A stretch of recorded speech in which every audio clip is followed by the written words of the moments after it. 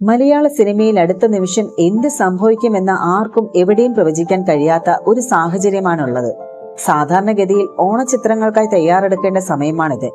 എന്നാൽ ഇപ്പോൾ അതൊന്നുമല്ല മലയാള ചലച്ചിത്ര ലോകത്തിന്റെ വിഷയം.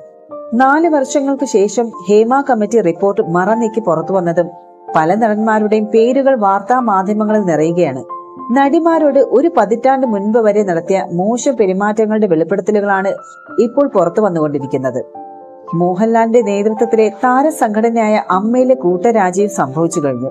ഇപ്പോഴിതാ ഹേമ കമ്മീഷൻ റിപ്പോർട്ടുമായി ബന്ധപ്പെട്ടുള്ള ചർച്ചകൾ നടന്നുകൊണ്ടിരിക്കെ വെളിപ്പെടുത്തലുമായി നടി ഷക്കീല രംഗത്തെത്തിയിരിക്കുകയാണ്.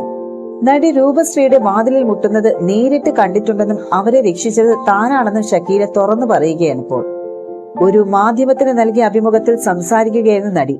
ഒരു സിനിമ പേരറിയില്ല, ആ സിനിമയിൽ കലാഭവൻ മണിയെ ഉണ്ടായിരുന്നു.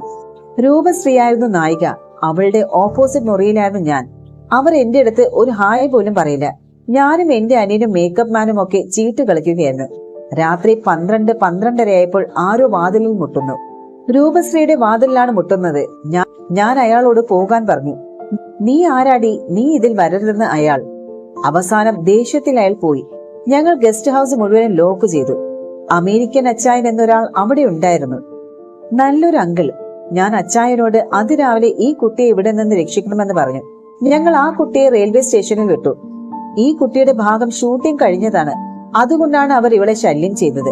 നടിമാരായ രേഷ്മയെയും മറിയെയും ചൂഷണം ചെയ്യാൻ ശ്രമിച്ചിട്ടുണ്ടെന്നും ഷക്കീല വെളിപ്പെടുത്തി. അന്നും താനായിരുന്നു അവരെ രക്ഷിച്ചിരുന്നത്. അതേസമയം മീറ്റു ആരോപണങ്ങളോട് വിയോജിപ്പുണ്ടെന്നും അവർ വ്യക്തമാക്കി. അപ്പോൾ തന്നെ ചെരുപ്പെടുത്ത് അടിക്കുകയാണ് വേണ്ടതെന്ന് നടി കൂട്ടിച്ചേർത്തു. എല്ലാ ഭാഷയിലും ഇത്തരത്തിലുള്ള ചൂഷണങ്ങൾ നടക്കുന്നുണ്ട്. മലയാള സിനിമയിൽ അന്നും എന്നും പവർ ഗ്രൂപ്പ് ഉണ്ട്. അവർ തന്നെയാണ് ഇപ്പോഴും സിനിമ ഭരിക്കുന്നത്. മോഹൻലാലും മമ്മൂട്ടിയും അല്ലാതെ വേറെ ആരാണ് പവർ ഗ്രൂപ്പ്? മുകേഷ് ഉണ്ട്, അവരുണ്ട്, ഇവരുണ്ട്, എല്ലാവരും ഉണ്ട്.